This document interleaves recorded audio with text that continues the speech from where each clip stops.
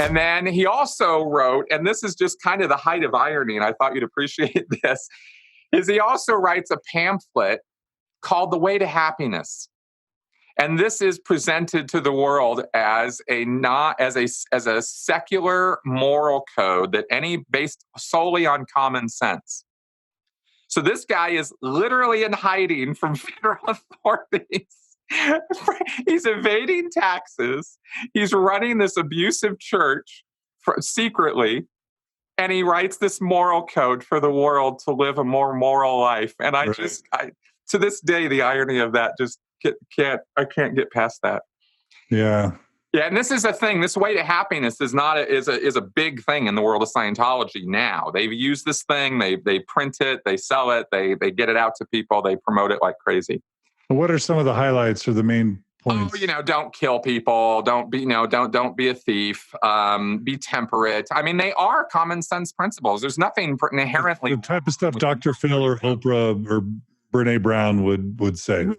Oprah would embrace it. She would love The Way to Happiness. Okay. All right. Okay. So then we come into so as you can imagine, things were a little bit chaotic at the upper levels of Scientology, and they're trying to get the legal stuff under control. They're trying to run the churches. They've got a price increase going on their services because inflation is a thing. This is during the time of the oil crisis. I mean, there's all kinds of stuff going on at this time. So we come into 1981, and there is a new project set up. Now, remember, Miscavige had been the guy who was running all the projects and missions from this post called Action Chief. So he is now given charge of something called Mission All Clear. Okay, Mission All Clear. And this starts in January 1981. And Miscavige, there are 34 liability court cases against the church, and many of them are naming L. Ron Hubbard as a defendant. And remember, they just got their ass handed to them in Oregon, and they're appealing that case because if they pay that money, they're done. So there's no way they can let that court case stand. They cannot let that verdict stand. They have to appeal out of it somehow, or somehow get out of that. And there's 34 more cases lined up. And L. Ron Hubbard being named as a defendant means he's going to have to show up for those. He's going to have to get deposed, etc. So they are like, this is a big, huge problem that is now right in David Miscavige's lap. And they decide that they're going to clear all this up. And this project is top priority. There's nothing else that takes precedence over this Mission All Clear, to clear up all the legal threats and liabilities and get them all dealt with and get them off the lines. And so they set up an all clear committee. And this is David Miscavige is on this. That Dee Dee and Lois Reisdorf are on there. Gail Irwin is on there. Norman Starkey, Terry Gamboa. These are names that were, very, very important at senior Scientology level at this point. These are all trusted people who have worked directly with Hubbard for years. Now he's off. They don't know where he is. None of these people know his physical location. And that, of course, was done to protect him.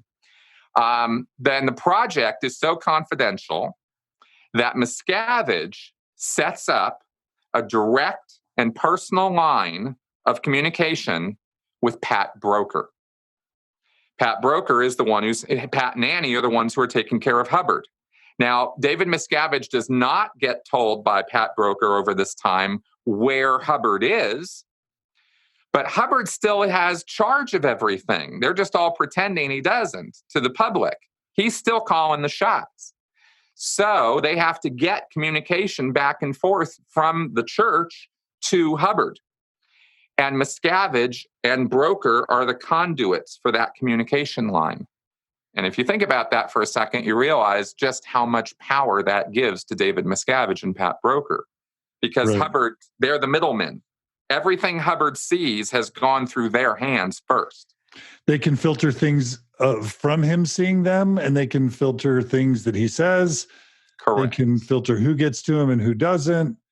That's right. And this line that is set up, is done by Miscavige in such a way as to make it appear, from what I'm told, this is just off my recall of what I was told. It doesn't necessarily, I can't say 1,000% that this is true, but the way Miscavige got himself into this position was to make it appear that by doing this, he would be helping and relieving the people who were nominally actually in charge of management and this whole operation, right? Miscavige is still this guy who's in charge of this project that does not put him in charge of the Church of Scientology at all. He's just in charge of this project. But with all the high names and everybody who's involved with this, and they having to work on the day-to-day operations of the church, they were happy to let Miscavige deal with the communication line. So he made it look like it was a feature, not a bug. It was a service for him to do this, right? And that's why they let him do it. Because people might go, well, why would they let this lower terminal, this lower person, do that? And well, that's why. So there's some other management reorganization, but get this: by June of '81, right? So this all starts in January. By June, Didi Vogading was busted off of her post by Miscavige, basically, and replaced by her sister and her deputy, Gail Irwin. So the names themselves are not super important. The fact is that within 6 months, Miscavige is starting to maneuver getting people removed secretly from posts that they don't necessarily know he's the one doing this right away. So it's kind of purging. Yeah. And that's where it starts. And he's kind of making sure his loyalists are there, and anyone that could be a threat is kind of neutralized, right? So by May, Mary Sue is not yet in prison yet. She's still, kind of around. She's writing to Hubbard. She's writing to, she's trying to be relevant, trying to be part of this stuff. And she actually holds from a legal or structural standpoint, Mary Sue was still called the controller. That was her job position. And she held control over the corporate structure of Scientology and the trademarks. So she was still this huge legal liability for the church. And she's got all this power, at least as far as the paperwork goes. They're not letting her exert any of this power, but it's still there and it's still a problem. And so by June, they decide that Mary Sue, from that position as the controller, by the way, was the person who was in charge of the Guardian's office, that whole internal covert operations division I mentioned earlier. Mary Sue was the one who headed that whole thing up. So she's over this Guardian's office, and Miscavige and Broker and these guys decide, okay, that all has to go because look what they did and look how screwed up everything is now. It's all on them. So he personally confronts Mary Sue and persuades her to step down as the controller, legally signs the documents that I'm not this anymore. I'm not in charge of anything anymore. And Miscavige basically browbeat her into that. Later on, he bragged about, how he took her out, right? And what a bitch she was. And they send 20 missionaires, 20 of these people on these special projects, down to St. Hill and to Los Angeles. So they send them to England and they send them to Los Angeles, and they just disband the Guardian's office. It's just over. It's done. And they even send the woman in England, Jane Kember, actually resisted. She was like, this isn't valid. This isn't real. I don't believe it. I want to hear from Mary Sue.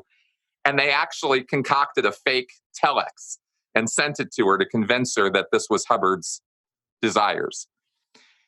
And they just basically took apart this whole Guardian's office. Now, don't get me wrong here. Of course, this Guardian's office was horrible and it needed to be disbanded. But this was all cover your ass, damage control. And it was getting Mary Sue Hubbard, who arguably was the only person who could influence L. Ron Hubbard directly, personally, right? They'd been keeping her out of touch with Hubbard. Now they got her defanged, declawed, dethroned, de-everything. So she was just not in a power position anymore with the Church of Scientology. And I have to, so here's another parallel. So Brigham Young, the successor of Joseph Smith, his animosity towards Emma Smith, Joseph Smith's wife, is famous. He called her something the equivalent of a spawn of Satan, and did everything, for 150 years in Mormonism, or at least as I knew it, Emma Smith's name was known for evil in the church. And it wasn't until just the past 10, 20 years where the church has allowed her to be kind of resurrected as actually a good person.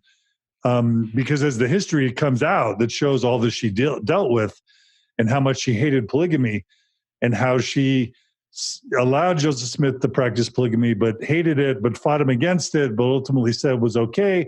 But then once he died, she denied it.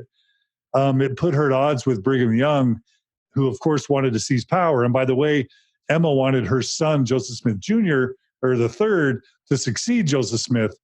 And so for all those reasons, Emma stayed behind in Illinois while Brigham took the bulk of the saints to Salt Lake, and they hated on Emma for 150 years. So wow. Well, that sound familiar? You got to socially kill the wife of the founder if you want to succeed the founder, basically. Yeah, and in this case, they basically had defanged and declawed Mary Sue, and then they just kind of put her in a home, and literally a house in not too far away, actually, from where Big Blue is, if I remember right, in that area. And she just lived out the rest of her years with a little dog, and she kind of stayed quiet and cooperated because she had been broken. Right. They did not broadly tarnish her name. They simply removed her and never spoke about her again and started removing references to her. You hardly hear anything about Mary Sue in Scientology now. But as I understand it, she was a critical part. As I heard you tell the story in the first 3 hours, L. Ron Hubbard was not a manager, and her management prowess was an integral part of the rise of Scientology. Without question, that is true. Okay. And Hubbard would, and I know this not only because of my own conjecture, but because Hubbard literally would talk about her in his lectures. And he would talk about what a great job she had done organizing this area or dealing with this, and how she could come in and she could just whip everybody into shape and get everybody in production and go, let's go. And Hubbard and her would travel around to the different organizations through the 1950s and 60s, and they would do this kind of thing. And Hubbard bragged about how good she was at that. So it's not just, I'm not just pulling that out of nowhere. And so she was absolutely crucial. And then he made her the one in charge of his entire covert operations wing. And she ran that thing like its own, like she was the general over that. And then, of course, they get busted, this whole fiasco happens, and she gets summarily dismissed and removed and is no longer to be spoken about. So that was Mary Sue's fate. And when they took apart the Guardian's office, the really horrible thing about it was, had they disbanded it and just left it disbanded and never spoke about it or talked about it ever again, Scientology would be a completely different animal right now. But instead, what they did is they remade it into what is now called the Office of Special Affairs, that does all the same things, operates on all the same guidelines and policies that Hubbard and Mary Sue used to run the GO. Now that is all turned over to the Office of Special Affairs. And that is now the church's covert and overt intelligence branch. And they've been running since this time. So it wasn't like they made a big show out of cleaning house. Then they could point to that. And for years they did. They said, we got rid of all the bad guys. We got rid of all the bad elements. They're all gone now. There's no more Guardian's office. We're good people now. We learned our lesson. But behind the scenes, all they'd really done is rebranded the Guardian's office as Office of Special Affairs. And they turned it into a Sea Org operation, whereas when it was under Mary Sue, it had not been a Sea Org operation.